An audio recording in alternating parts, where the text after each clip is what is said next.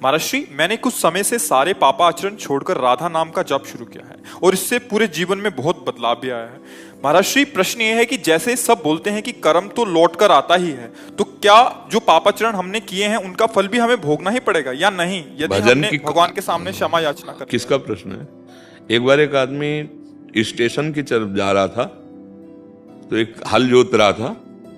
तो हल जोतने वाले से पूछा, भाई स्टेशन कितनी दूर है? उनका बस 3 किलोमीटर लगभग होगा। तो कहा कितनी देर में पहुंच जाएंगे? चुप हो गया। बोला कितनी देर में पहुंच जाएंगे? चुप रहा।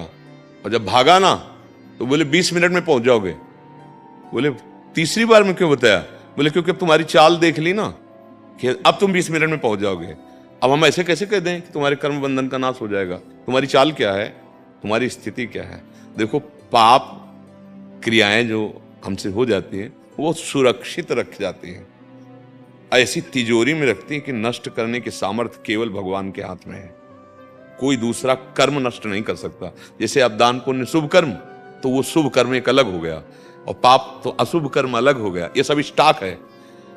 एकमात्र इसकी अधिकार केवल भगवान में है। मामेव प्रपद्यन्ते मायामेताम अहम त्वाम सर्व पापेभ्यो मोक्षयिष्यामि मा शुचा। भगवान कहते हैं ना, मैं तुम्हें समस्त पापों से हूं। तो भगवान की शरण में हो। अच्छा, ये समझना है कि हम लोग विष खा रहे हैं। विष जैसे विषय भोग है ना, उसका विष है आसक्ति। हम इस भोग के बिना नहीं जी सकते। ये आसक्ति विष है। कर्म में कामना विषय है। परिवार में ममता विषय है। विचारों में अहंकार विषय है। ये विषय विष घोल रहे हैं। तो थोड़ी देर के हमें ले लगता है कि हमने पाप छोड़ दिए। पाप हमने छोड़, ऐसा लगता है जैसे स्वप्न में लगा कि हम जग गए, पर वास्तविक कभी नहीं जगे। वो स्वप्न ही में देख रहा कि मैं जग गया हूं। ऐसे लगता है मैं निष्पाप हो गया हूं। अभी नहीं।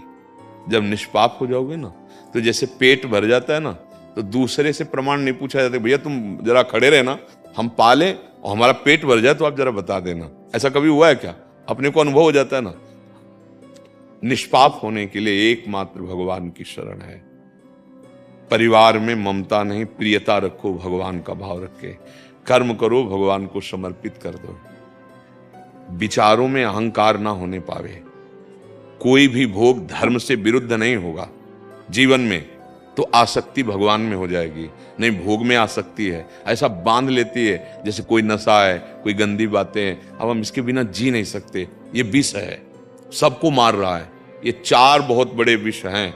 भोगों में आसक्ति, कर्मों में कामना, विचारों में अहंकार, संबंधियों में ममता।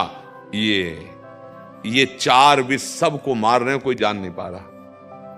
अगर सत्संग के द्वारा जान जाओ, कला सीख जाओ, इन विष को हटा दो, तो फिर खीर ही खीर है, आनंद ही आनंद है। 10 दिशाएं मंगलमयी हो जाएंगी। परिवार में रहते हुए ममता नहीं है, सब में समता है, भगवान का भाव है। विषय सेवन हो रहा है धर्म पूर्वक, लेकिन उसकी आसक्ति नहीं है। कितनी बढ़िया ऊंची स्थिति है। विचार है पर अहंकार नहीं है। कितनी बढ़िया। कर्म है पर कामना नहीं है। इसी को तो जीवन मुक्त महापुरुष कहते हैं। तो वो तो गृहस्थी में भी हो सकता है। अगर हम ये बात आसक्ति, कामना, अहंकार, ममता, ये 4 ऐसे विषय पूरे विश्व को मार रहे हैं। इन्हीं में पूरा विश्व फंसा हुआ है। और इन्हीं को छोड़ दे तो परमानंद में अभी डूब जाए, अभी डूब जाए, अभी डूब जाए। हम लोग सच्चे अध्यात्म को समझ नहीं पाते हैं। बाहरी में इसमें सब टंगे रहते हैं कि 4 दिन फल पालेंगे तो फलाहार है, ऐसा है, वैसा है। ये सब बाहरी बातें भाई। अंदर घुस और तिजोरी को खोल, जहां माल भरा है। बाहर चाबी नहीं है, अंदर चाबी है उसकी। बाहर ढूंढते रहो। घर में चाबी खोआए और बाहर खोज रहे हो तो कितने वर्ष खोज लो, मिलेगी क्या? बाहर नहीं मिलने वाला। आनंद यहां है। अंदर लौट जाओ। आनंद की चाबी गुरुदेव के पास है। वो युक्तियां मत, जैसे ये बात 4 समझ लो। परिवार से प्रीति करनी है, ममता नहीं। भोगों का सेवन करना है, आसक्ति नहीं। कर्म करना है पर कामना नहीं।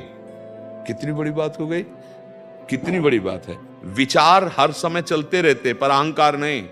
आप देखो, इनको जांच कर लो, हर विचार में अहंकार, मैं ये किया, मैं करूंगा, मैं ऐसा करता हूं, मेरे जैसा व्रतधारी, नियमधारी, जितेंद्रीय, बाल ब्रह्मचारी, कुछ भी कहीं किसी भी डिपार्टमेंट में अहम, सब बनूं कि दूसरा मेरे समान धनी ना हो, मैं ऐसा बनूं कि दूसरा मेरे समान बॉडी बिल्डर ना हो, मैं ऐसा, अहम विचार में अहंकार विषय नष्ट कर देगा। परिवार मेरा केवल, और ऐसी ममता कि जैसे तुम अपने बच्चे से प्यार करते हो ऐसे दूसरों के भी बच्चे हैं। अब दूध बेचना है, उसमें केमिकल मिला के बेच रहा है, अपने बच्चे को कितना प्यार, और दूसरे के बच्चों के हाथों में जब वो दूध जाएगा विष कर रहा है। ममता ने अपने बच्चे की रक्षा के लिए दूसरे बच्चे की हत्या कर रहा है, दूसरे का ना, कितना, आप जरा लंबा विचार करके देखो तो इस ममता ने हाहाकार मचा दिया। भोगों की आसक्ति, जैसे हमारा शरीर प्रिय ऐसे दूसरे का शरीर प्रिय, कैसा कैसा कैसा, देखो भोगों में आसक्ति ने कैसा पापाचरण करा दिया। ये 4 विष हैं, अगर इन 4 विषयों से बच जाए तो निश्चित भगवत प्राप्ति हो जाएगी। फिर समझ लीजिए, विषय भोगों में आसक्ति, कर्म में कामना, शरीर संबंधियों में ममता, शरीर और शरीर संबंधियों में ममता, और विचारों में अहंकार। अगर इन 4 का निवारण कर ले तो पैंट शर्ट में महात्मा है, उसके अंदर कोई प्रश्न नहीं रह जाएगा, अपने आप आत्मानंद का अनुभव होने लगेगा। पर ये सब होगा साधु संग और भजन से। अगर भजन नहीं है, साधु संग नहीं है, तो रंग नहीं चढ़ेगा। हर प्रश्न का उत्तर इसी में मिल जाएगा। ये 4 विष हटा दे तो अमृत ही अमृत, जागृत अंदर भरा है, अमृत अंदर भरा है। हम विष का सेवन करके इतने गंदे हो गए हैं कि डर लगता है भगवान की बात सुनने में, कि विषय के बिना हम जिएंगे कैसे। अभी हो जाए, चलो तुम्हें वैकुंठ ले चलते, तो अभी आप मना कर देंगे, नहीं वैकुंठ अभी, हाथ तारीख निश्चित करो, थोड़ी श्रद्धा होगी तो जाके थोड़ा लिखा पढ़ी करके सामग्री सब व्यवस्थित करके अभी कह दे, और आपको पक्का विश्वास हो तो अभी हम ना कर देंगे, सीधे आने करेंगे। ये बहुत भी प्रिय लगेगा, भजन करते हो तो कहोगे 2 दिन का टाइम दे दो, बस वो ट्रांसफर करके और सब व्यवस्था जमा के बता के कि हम वैकुंठ जा रहे हैं, चिंता न करना। तो यमराज पूछते हैं क्या तुमसे, जब आएंगे 1 सेकंड में ध्वंस कर देंगे तुम्हें। इसलिए सावधान रहो, यहाँ की कोई भी वस्तु, कोई सामग्री तुम्हारे साथ नहीं चलेगी, ना कोई अंग रक्षक, ना कोई मित्र। काल किसी को भी नहीं बख्शता, काल यहाँ तुम्हें बिल्कुल बिल्कुल निर्वस्त्र करके ले जाएगा, ये भी हटा देगा। ये वस्त्र है, जैसे आत्मा की पोशाक, शरीर की पोशाक जैसे ये कपड़े, ऐसे आत्मा की पोशाक ये, स्थूल शरीर, सूक्ष्म शरीर, कारण शरीर सब छुड़वा देगा। इसलिए राधा राधा राधा, अच्छे आचरण और भगवान से क्षमा प्रार्थना कि प्रभु आपके बच्चे, हमसे गलती हो गई, आगे भी हो जाए तो संभाल लेना नाथ। कोशिश तो हम आपके बल से यही करेंगे कि गलती ना हो, अगर फिसल जाए तो आप संभाल लेना, तो वो निष्पाप हो जाएगा। भगवान कहते हैं आम तो हम स्वरूपापेभ्यो मोक्षयिष्यामि मा शुचः।